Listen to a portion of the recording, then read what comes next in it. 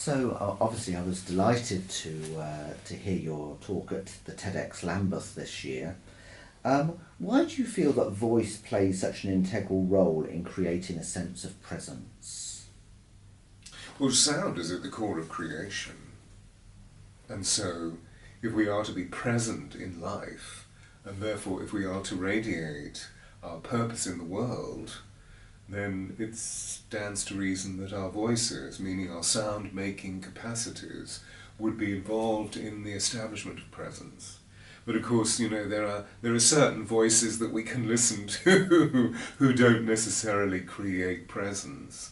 And so I guess over the years as a voice specialist, what I've done is to define, well, what voices have maximum effect, what voices are, optimized carriers of the information that we all want to listen to. And what kind of timbre of voice would that be? A voice that has weight. Not a voice that's pushed down, but a voice that has gravity, a voice that has gravitas. And where does it need to come from? Well, I mean, if we come from our heads, which is very much the currency of the Western world, because we've been, really encouraged into doing cerebrally, then obviously that means something. I could carry on doing this, but it doesn't really have the gravitas that we were just talking about. It tends to impress upon rather than draw you in. So what I'm going to do is just to change the whole of my energy in my voice, and automatically you feel, oh, that's easier to listen to. This also feels as though it's coming from a deeper part of his being, my being, a fuller part of my being, and it also feels as though it has kindness or care or an inner quality of soulful interest involved within it. And what part does breathing play? It's crucial, absolutely crucial. It's the key and the door to the whole experience. Breath is life.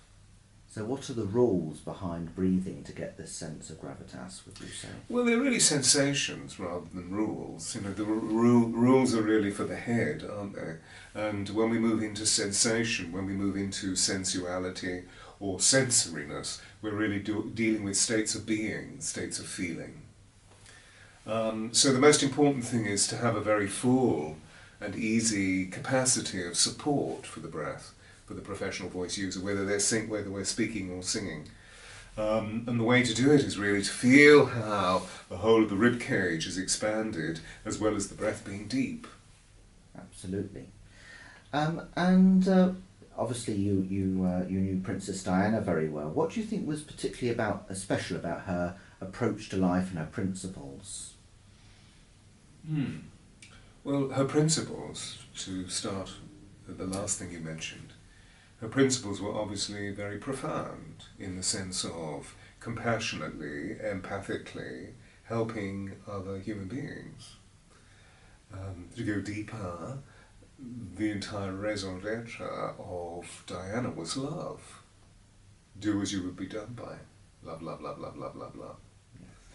And she was very extraordinary in the sense of her gentleness and her calm and her desire to be absolutely ordinary, as we humans can be, in the sense of exploring our truth and developing harmonious relationships.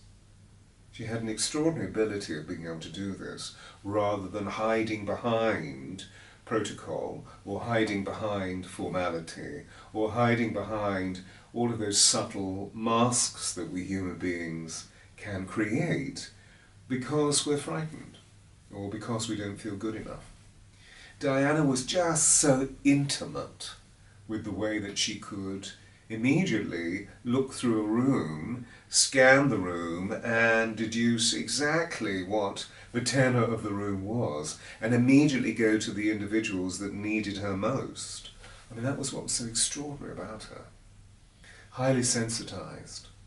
And where do you think this sensitivity came from? Was it from her family, her growing up, or do you think it was just something that was innate with her? Well, it comes from her spirit. Yes, it's innate. It's innate because, as we know, the family were troubled.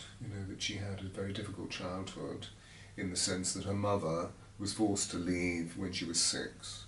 and it was very bewildering, which automatically created challenges that she had throughout most of her life up until the time when, dare I say, when we met, and she realized that she was maturing into something very extraordinary, which wasn't just simply a product of a neuroses. It was a product of how she was able to transform all of the challenges that she had, that we may refer to as being neurotic challenges, to do with her febrile nature, and finding ways of really developing full self-empowerment. And how did you meet her? I met her through an extraordinary woman who was a friend of Diana's, who was called Mara Burney, who alas is dead now. She's passed on. And Mara had a very successful restaurant in Knightsbridge called San Lorenzo on Beecham Place. And Mara was just a wonderful, wonderful woman who introduced me to many leading clients that then, people that then became my clients. And one of them was Diana. In fact, the first time that I was asked to work with Diana, I said, no, there's no way that I possibly could. How could I become part of the circus that Diana was caught up in, because she was really being hounded by the paps and being destroyed by so many people like me who work as empowering individuals, therapists or healers or coaches. Diana had been through so many, and when she had been empowered, they then took their story to the press and earned a lot of money. So she was very deeply scarred by betrayal, and I felt, no, I can't really be part of that traffic. And then along came the Martin Bashir interview on Panorama, and I was once asked again. In fact, I was set up because Mara organised a lunch for me to attend and said, there's somebody I want you to meet. And I said, but who is it? She said, well, just come and you'll meet them when you come. And I said, yes, but who is it? And she refused to tell me, and I thought, I'm being set up, I know. But I'll go with it, because Mara was just an extraordinary, extraordinary, beautiful being. Very kind, very wise, very loving, and known by many as a woman of immense integrity. And so I went along, and there was Diana. And as soon as I walked into the salon where they both were having lunch, and I sat down to have lunch with them, Diana sort of grabbed my arm and said, you will work with me, won't you? And these extraordinary sapphire blue eyes meant that I was just captivated by this beautiful being who was strong and extrovert and very funny, extremely beautiful, but at the same time, so vulnerable. I was bewitched. It was just the most extraordinary combination of characteristics. I just thought she was delightful. And immediately I could see how I could serve her. And how did you serve her? Well, the first thing we needed to do was to work on developing a fuller voice, because her voice was quite thin. So her use of breath was thin as a result of constantly being intimidated. I'll stop doing it, but constantly being intimidated by members of, the firm to start with, the royal family, and then of course all the criticism that she had received. She was an empath, she was sensitive, and receiving that level of criticism, much of it was very destructive. She was very wounded by that, so we worked on developing a fullness in her voice through strengthening the breath, by positioning the voice into what I refer to as being our signature note, that we each have a note, we each have a sound, which is radically unique to us. Mm-hmm. So I introduced her to that, which was fully breathed and sitting in the middle of her body, which was something she found quite easy, actually, because she was so physically oriented. She was so keen to strengthen the musculature of her body and to feel a sense of well-being. So you worked with her voice and her confidence and those elements of her being. Yeah. And obviously you began life as an actor. How did you make the transition to voice training? Yes, I spent the 70s working as an actor, and then I was working in the States and on Broadway in New York City, and I got a great casting and was cast into a major movie, So this was my big break. This? It didn't eventually get made.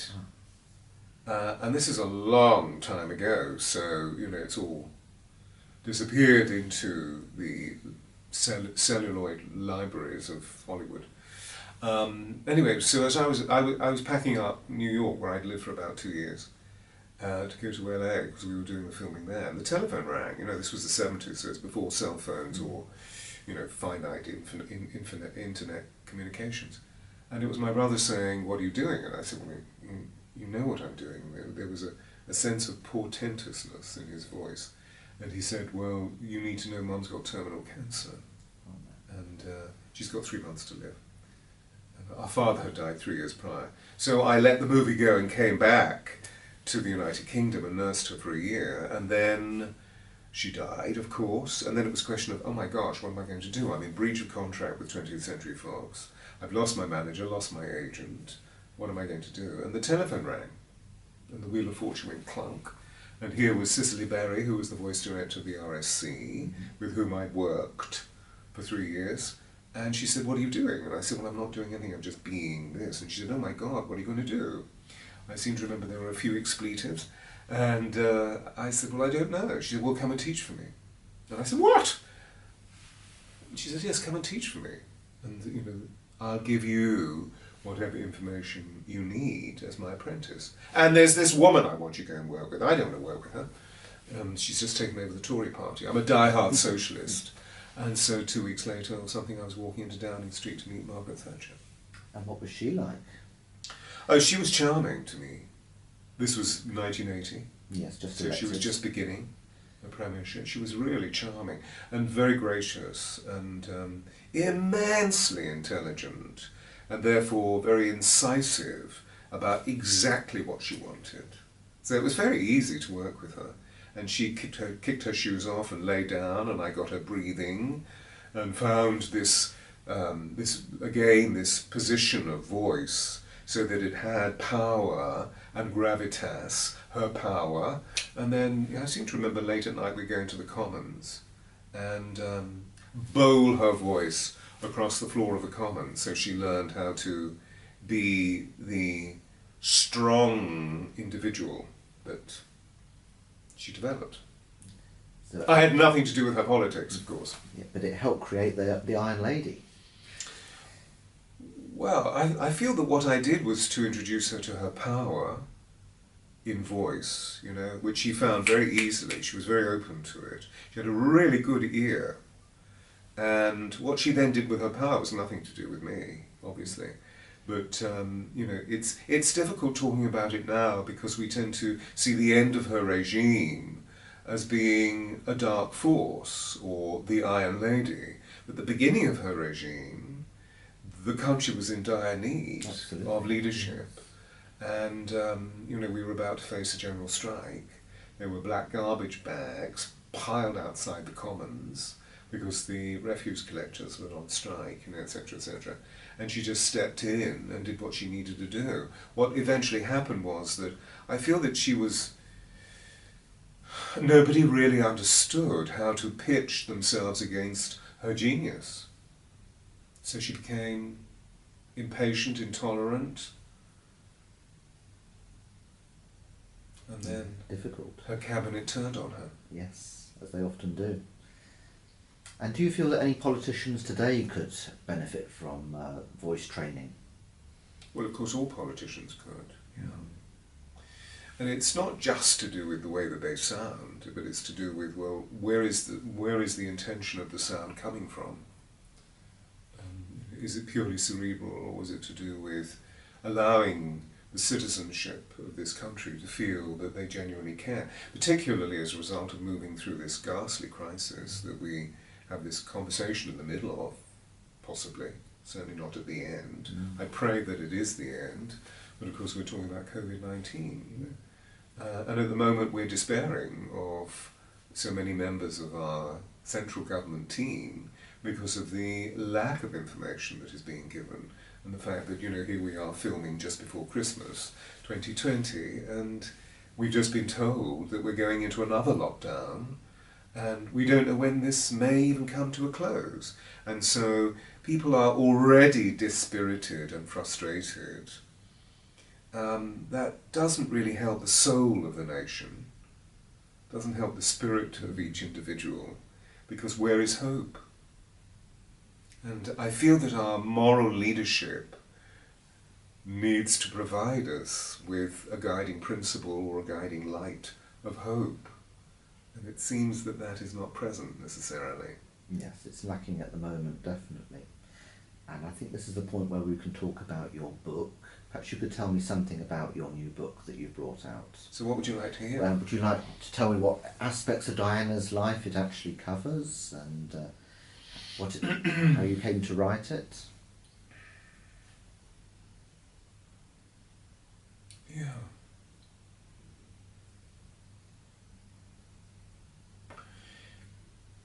I developed an extraordinary relationship with my literary agent because we tried to get a series of books published. And of course publishing at the moment is very exclusive in terms of what it feels, and the whole establishment of publishing, what it feels will be successful, because publishing houses are beginning to lose grip on the way that books are A, printed, and B, then disseminated. So they can be very exclusive. And as a result of wanting to enhance the way that readership can approach my work, my agent said to me, well, you worked with Diana, why don't you write a book about Diana? And I said, I'm never writing a book about Diana. The information is completely confidential. And she said, yes, but the book that you will write won't be one of those books. It won't be a kiss and tell. The book that you will write will be about the essence of Diana. And in that moment, the inspiration hit me, and I saw the whole of the book.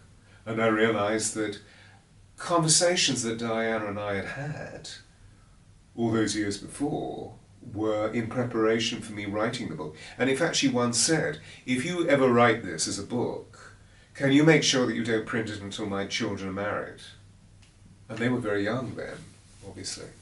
And it just so happened that it all fell into place, you know, that Harry married Meghan, and I felt, in a sense, that Diana was very happy with me writing a book that was based on her testament of how we shared together, worked together, how I took her through some very very amazing principles about how she could embody a sense of empowerment, and therefore become a vessel to speak to the women of the world who are going through their own process of developing greater power, hence Diana, the voice of change.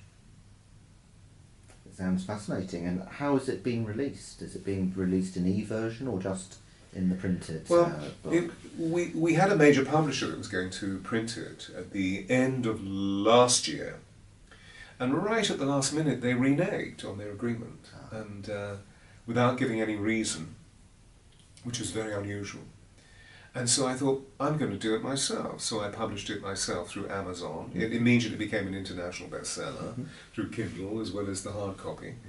And now it's being published in the end of January. In fact, it's printed on, or published on January the 20th, 2021.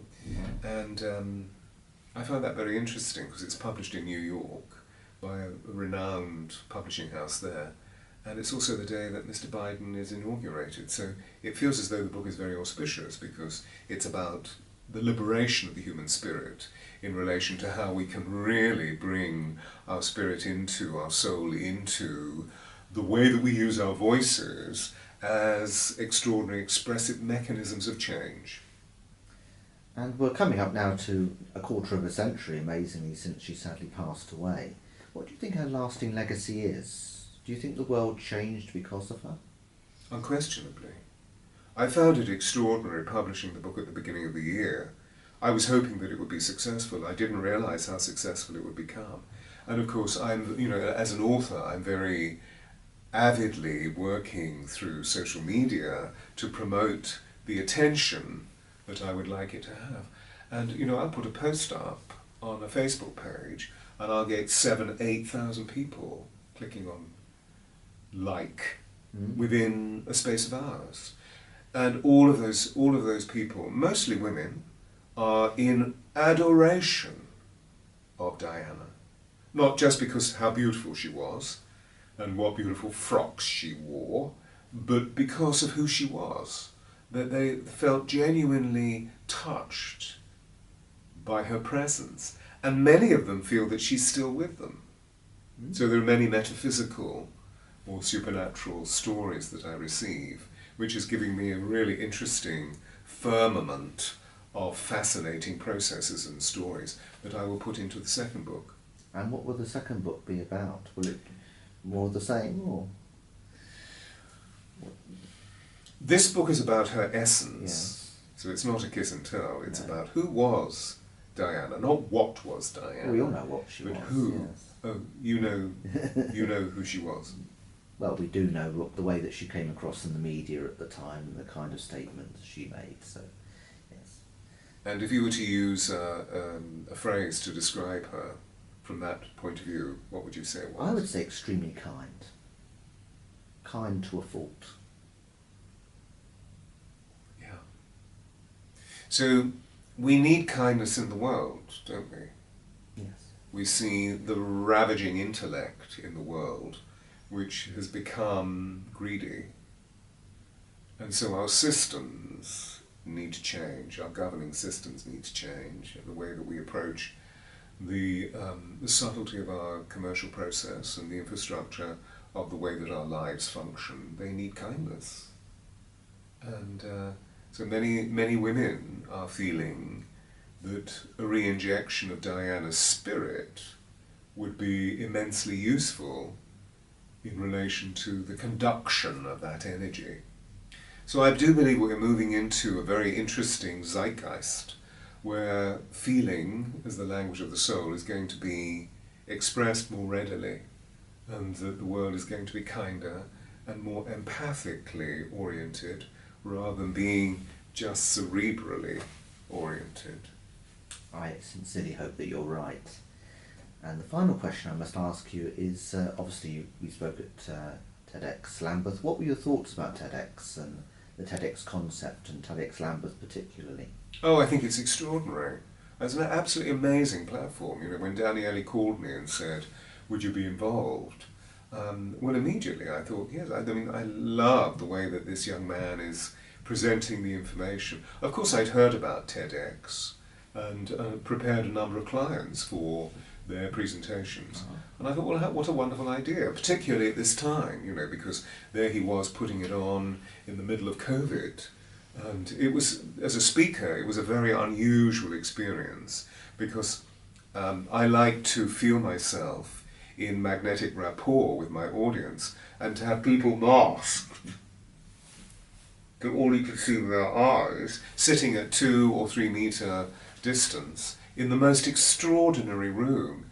It wasn't altogether conducive for ease of dispatch.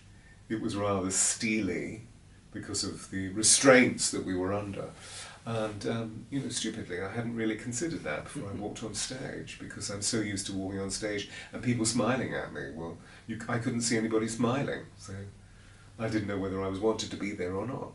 I think you definitely were. Well, bless you. They just couldn't show it. They couldn't show it, exactly. Yeah, yeah. So I thought it was an extraordinary experience, and hopefully will, as usual, do some good, you know, in terms of whether that's enlivening someone in relation to the possible empowerment of using their voice to create more abundance in the world for themselves and for everybody else, or to just purely and simply orientate people to how they could begin to empower themselves. Excellent. Well, thank you very much indeed for your comments, Stewart. Bless you.